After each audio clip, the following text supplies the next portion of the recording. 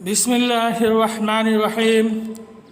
عزیز طلبہ، السلام علیکم ورحمۃ اللہ وبرکاتہ۔ مطالعہ پاکستان 12ویں جماعت کے نئے سبق میں آپ سب کو خوش آمدید۔ عزیز طلبہ، پچھلے سبق میں بتائے گئے مختصر جوابات لکھنے کے ساتھ آپ یقیناً یاد کر رہے ہوں گے۔ لازمی یاد کر لیں تاکہ کام جمع نہ ہو، ورنہ آگے چل کر آپ کے لیے مشکل کی صورت بن جائے گی اور امتحان کی تیاری نہیں ہو پائے گی۔ امید ہے سمجھیں گے اور وقت پر کام کرنے کی عادت کو اپنائیں گے۔ اسی میں آپ کی بھلائی بھی ہے اور کامیابی کی صورت بھی۔ آئیے آج کا سبق شروع کرتے ہیں۔ جد و جہد پاکستان ایک طویل اور مسلسل تاریخی تجربہ کے نتیجے میں چلی اور اس کی جڑیں 1000 سالہ تاریخ اسلام سے تعلق رکھتی ہیں، جو برصغیر کے وسیع و عریض علاقے میں وقوع پذیر ہوا۔ جیسا کہ قائد اعظم نے ایک بار فرمایا تھا کہ پاکستان کی بنیاد اسی دن رکھ دی گئی تھی جب پہلا ہندوستانی شخص مشرف با اسلام ہوا تھا۔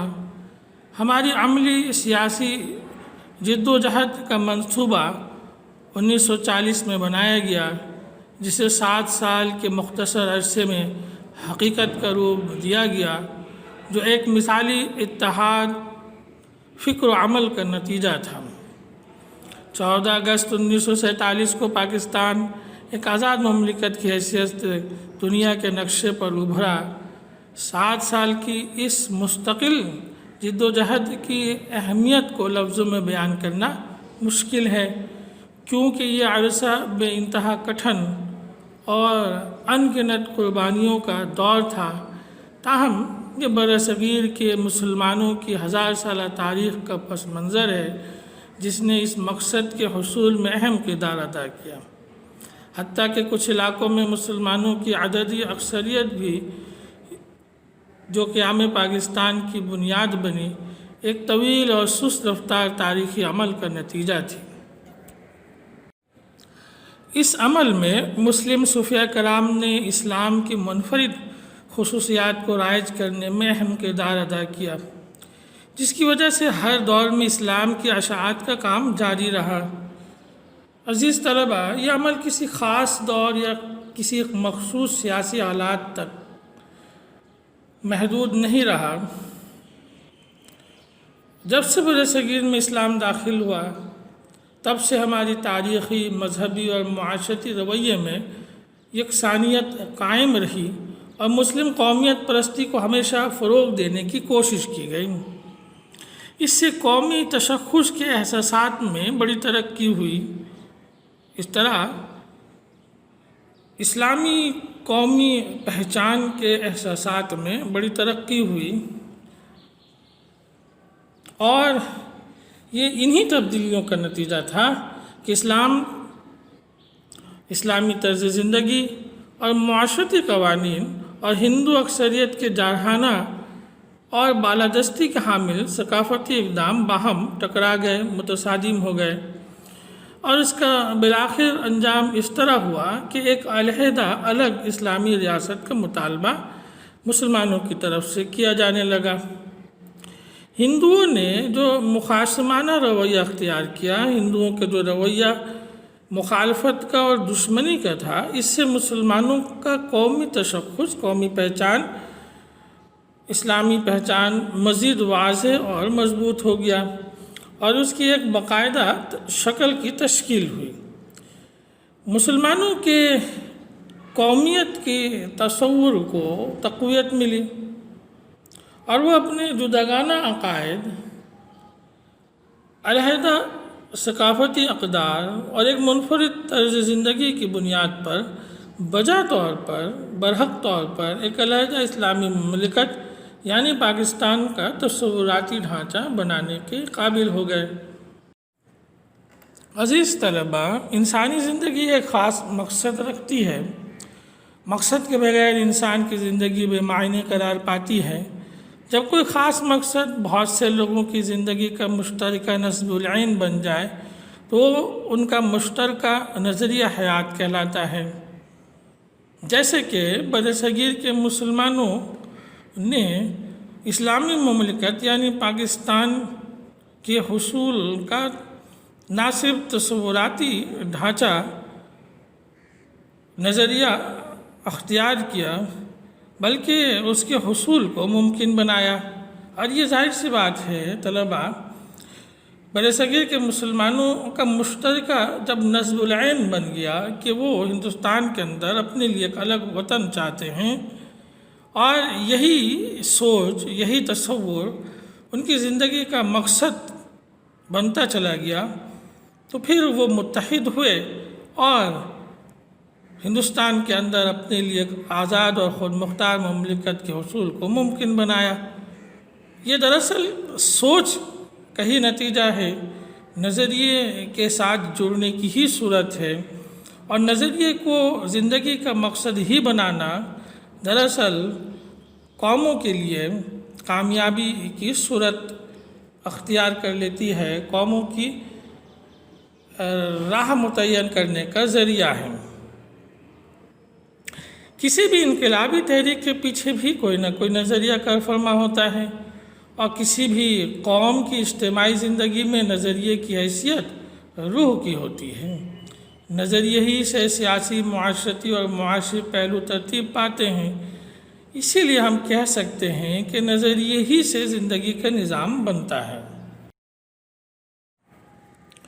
پاکستان دنیا کے نقشے پر جغرافیائی کے بجائے ایک نظریاتی بنیاد پر ظاہر ہوا، یعنی ایک نظریے کی بنیاد پر پاکستان کا قیام عمل میں آیا، اور وہ نظریہ پاکستان ہے جو کہ اسلام کی، جس کی بنیاد اسلام ہے، اور نظریہ پاکستان اسلام کے ان اعلیٰ ترین تخیلات پر مشتمل ہے جس کا مطلب ہے کہ پاکستان ایسی اسلامی مملکت ہوگی جو اپنی رہنمائی کے لیے قرآن اور حدیث کے اصولوں سے رجوع کرے گی۔ ایک نئی اسلامی ریاست کے قیام کی جد و جہد اور حصول آزادی اس دیانتدارانہ آرزو کا ثمر تھی کہ ایک ایسا سیاسی اور معاشرتی ڈھانچہ یا ماحول تشکیل دیا جا سکے جس میں اسلام انفرادی زندگیوں کے لیے مشعل راہ ثابت ہو، اور ایک ایسا قانون نافذ کرنا ممکن ہو جو تمام مسلمانوں کو ایک متحدہ امت کی شکل میں یکجا کر سکے۔ تحریک آزادی کی بنیاد اسلام پر مبنی تھی، جس کا مقصد یہ تھا کہ ایک ایسی مملکت قائم کی جائے جہاں مسلمان اللہ تعالیٰ کے احکام کے مطابق اپنی زندگیاں گزار سکیں۔ پاکستان کا قومی تشخص، پہچان، مذہبی عقائد کے اعتبار سے کچھ اس طرح بیان کیا جاتا ہے کہ برصغیر کے مسلمانوں کے لیے ایک علیحدہ وطن یا مملکت کے حصول کی جد و جہد کے پس منظر میں مختلف طاقتیں اور عوامل کار فرما تھے، پھر بھی ان میں سب سے زیادہ اسلام کا بنیادی کردار تھا۔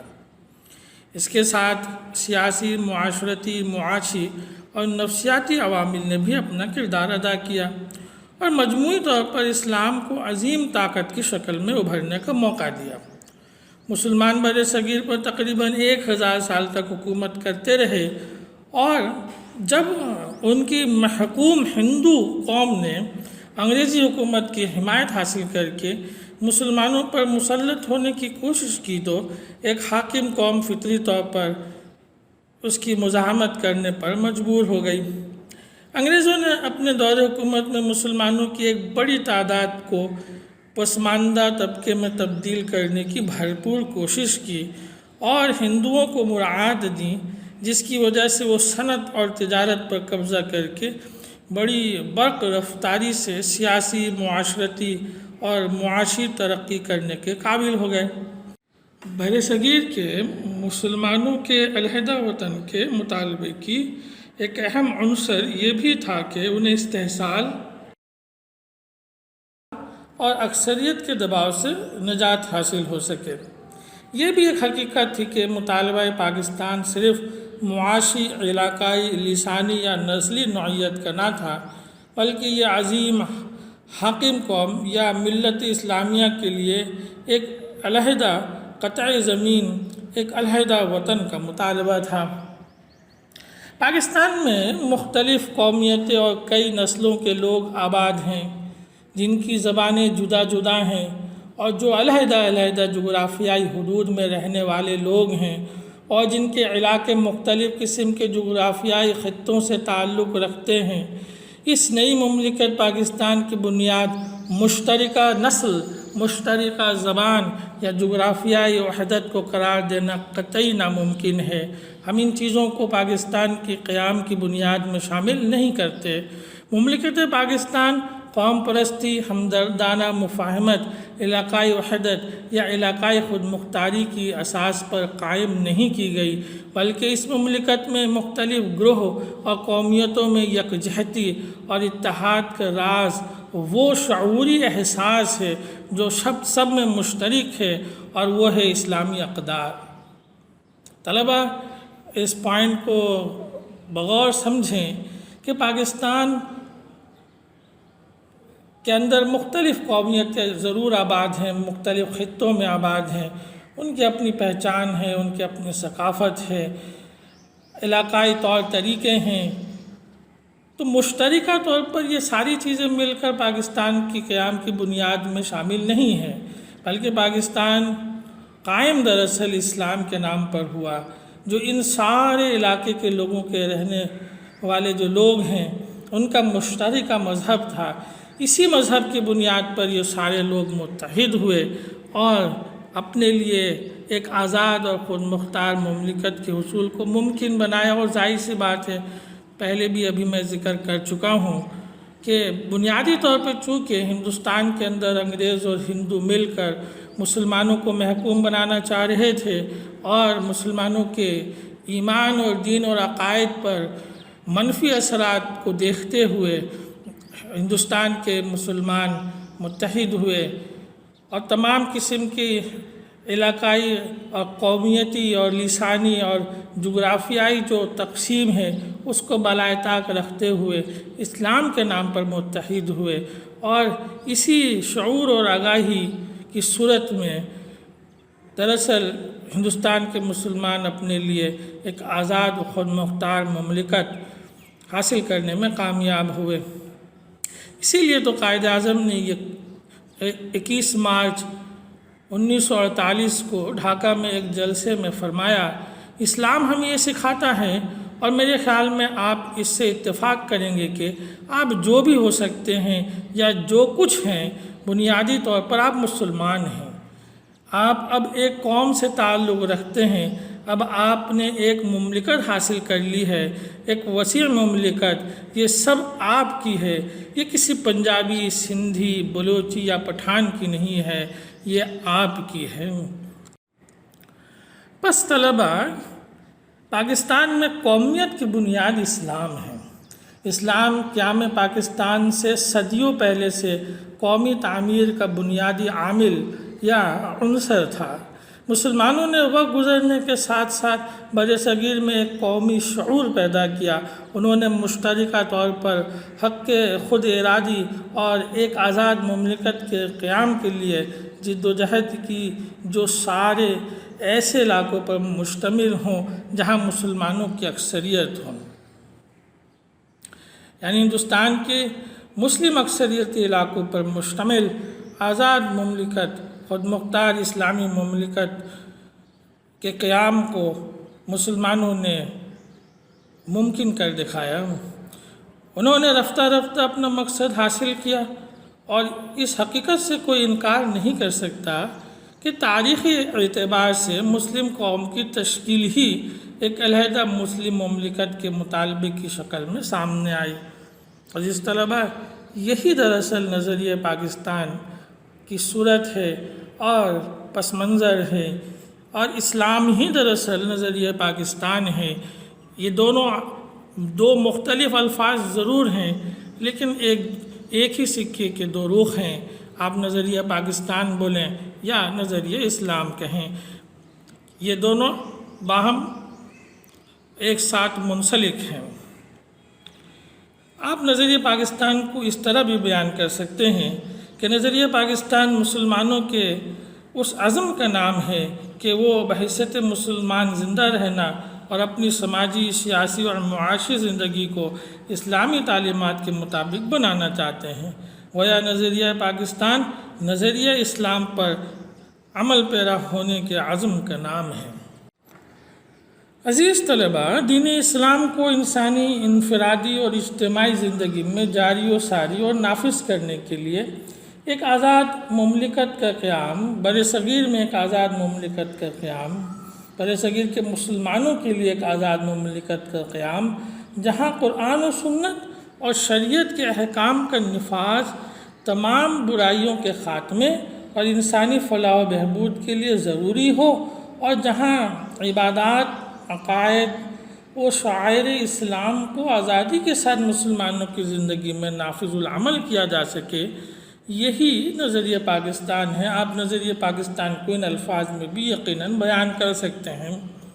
قائد اعظم نے اس نظریے کو نہایت وضاحت کے ساتھ پیش کیا اور اسے قائم و دائم یعنی جاری و ساری رکھنے کے لیے اسلام ہی کو بنیاد بنایا۔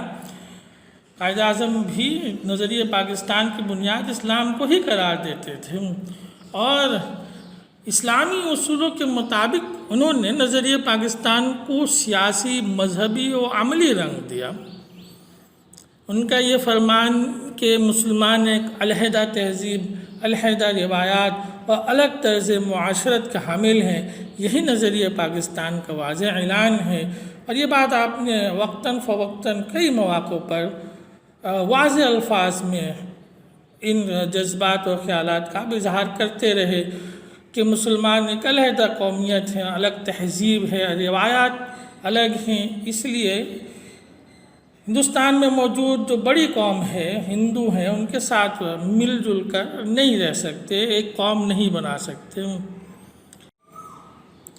اسی طرح قائد اعظم نے مختلف مواقع پر نظریہ پاکستان کی بھرپور وضاحت کی۔ ہم کچھ ارشادات کا یہاں جائزہ لیتے ہیں۔ مسلمان ایک الگ قوم، اس حوالے سے قائد اعظم نے بہت واضح طور پر مسلم قومیت کو ہندوستان کے اندر ایک الگ قومیت کے طور پر متعارف کرنے کی کوشش کی۔ آپ فرماتے ہیں، قومیت کی تعریف چاہے جس طرح کی جائے، مسلمان اس تعریف کی روح سے ایک الگ قوم کی حیثیت رکھتے ہیں، اور اس لیے اس بات کے مستحق ہیں کہ ملک میں ان کی اپنی الگ مملکت اور اپنی جداگانہ خود مختار ریاست ہو۔ مسلمان چاہتے ہیں کہ ہندوستان کے اندر ہم ایک آزاد قوم بن کر اپنے ہمسایوں کے ساتھ ہم آہنگی اور امن و امان کے ساتھ زندگی بسر کریں۔ ہماری تمنا ہے کہ ہماری قوم اپنی روحانی، اخلاقی، اقتصادی، معاشرتی اور سیاسی زندگی کو کامل ترین نشوونما بخشے، اور اس کام کے لیے وہ طریق عمل اختیار کرے جو اس کے نزدیک بہترین ہو اور ہمارے عطیات قدرتی ہمارے نصب العین سے ہم آہنگ ہو۔ اسی طریقے سے قائد اعظم اسلام اور ہندو مت کو دو الگ الگ مذہب کی صورت میں، مذاہب کی صورت میں دیکھتے تھے، اور ان کی آپس میں جو اختلافات ہیں ان کو واضح طور پر بیان کرتے تھے۔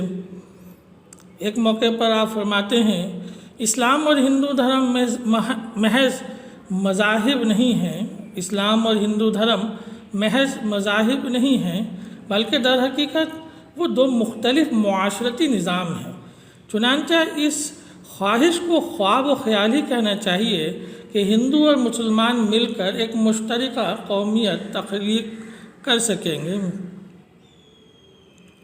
یہ لوگ آپس میں شادی بیاہ نہیں کرتے اور نہ ایک دسترخوان پر کھانا کھاتے ہیں۔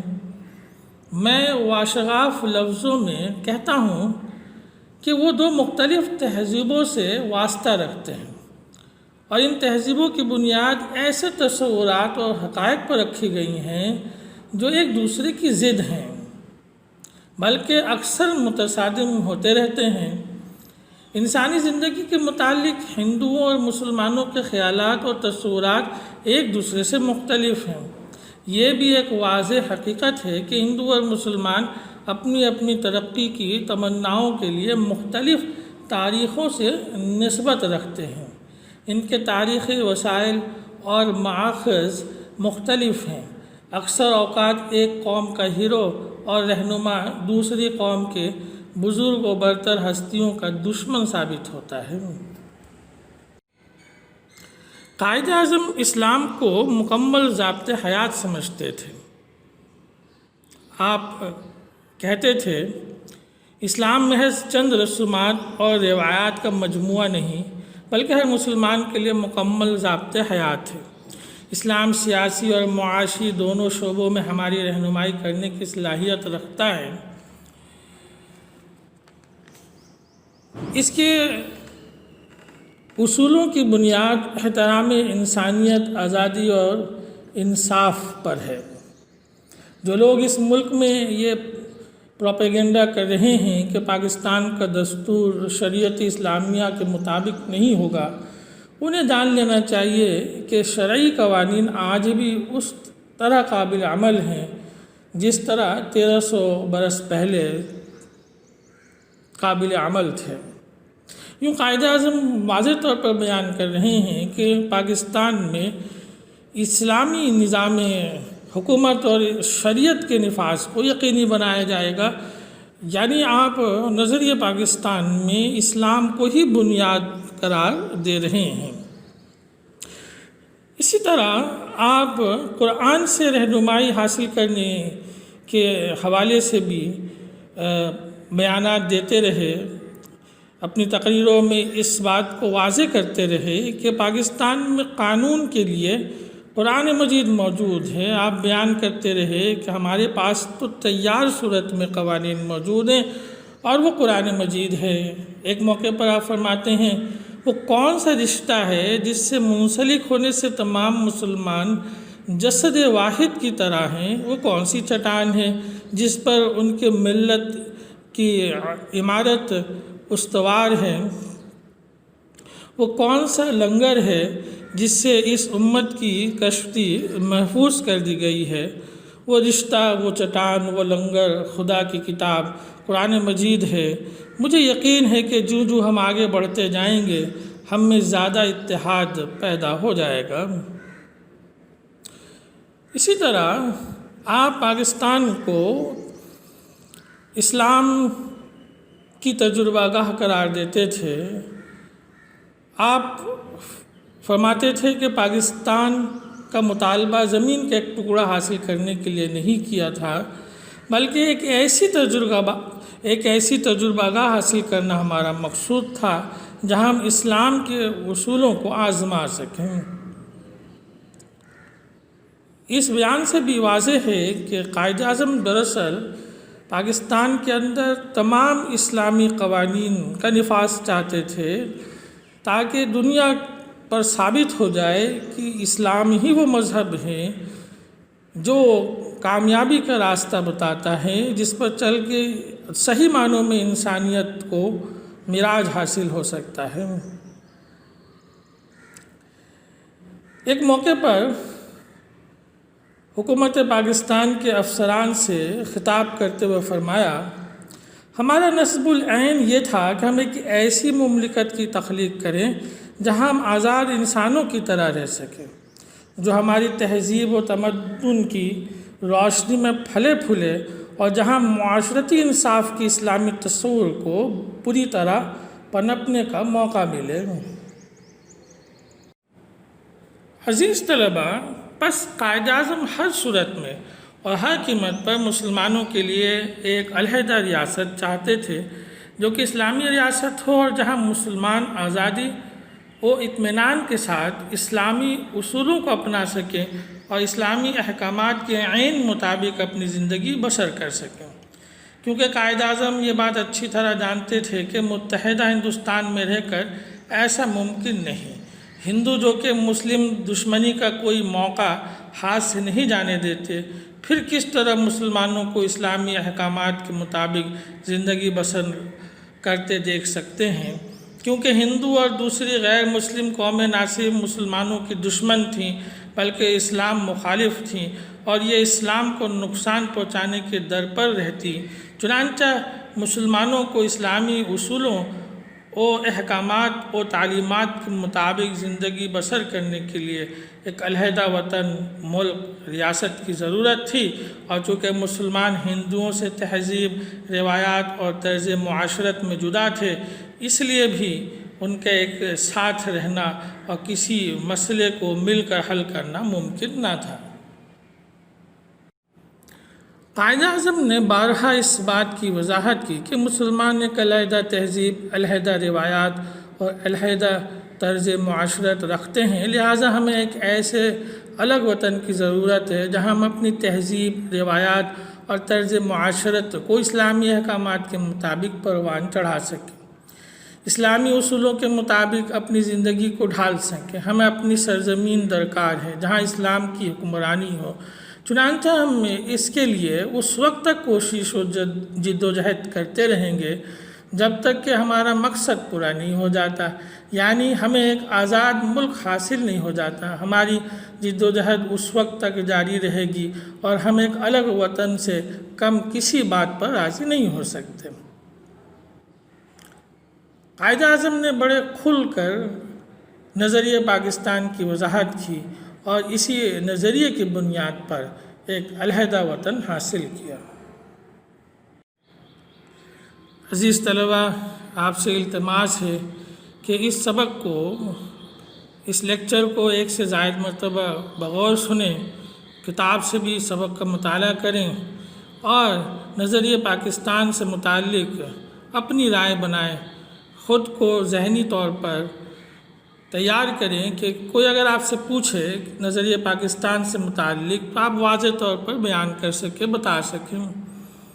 اس سبق کو تیار کرنے اور اس سبق کو آپ تک پہنچانے کا بنیادی مقصد بھی یہی ہے کہ آپ نظریہ پاکستان کو واضح طور پر سمجھیں اور خود رائے قائم کریں، حالات و واقعات کو سمجھ کر دوسروں تک بیان کرنے کی خود میں صلاحیت پیدا کریں۔ موجودہ وقت میں اس کی بہت ضرورت ہے کہ بحیثیت نوجوان نسل کے آپ سب اس قابل خود کو بنائیں کہ دوسروں کے سامنے آپ واضح طور پر قیام پاکستان، نظریہ پاکستان کو بیان کر سکیں، انہیں قائل کر سکیں، سمجھا سکیں۔ اور اسی صورت میں یہ بھی ممکن ہے کہ جب آپ نظریہ پاکستان کو سمجھیں گے تو یقینی طور پر پاکستان کی نظریاتی تحفظ کے لیے آپ آگے بڑھیں گے، پاکستان کی سرحدوں کی تحفظ کے لیے آپ آگے بڑھیں گے، پاکستان کو قائم و دائم رکھنے کے لیے آپ خود کو وقف کریں گے اور اس قابل خود کو سمجھیں گے کہ پاکستان کو کیوں جو ہے وہ قائم و دائم رہنا چاہیے۔ یہ کسی بھی صورت سے ممکن نہیں ہے جب تک کہ آپ نظریہ پاکستان کو نہ سمجھ لیں۔ امید رکھتا ہوں کہ آپ اس بات کو سمجھیں گے اور اسی نیت کے ساتھ ایک سے زائد مرتبہ اس لیکچر کو سنیں گے اور سمجھنے کی کوشش کریں گے کہ نظریہ پاکستان کیا ہے۔ عزیز طلبہ، آپ سب کا بہت شکریہ۔ اگلے سبق کے ساتھ پھر حاضر ہوں گے۔ السلام علیکم ورحمۃ اللہ۔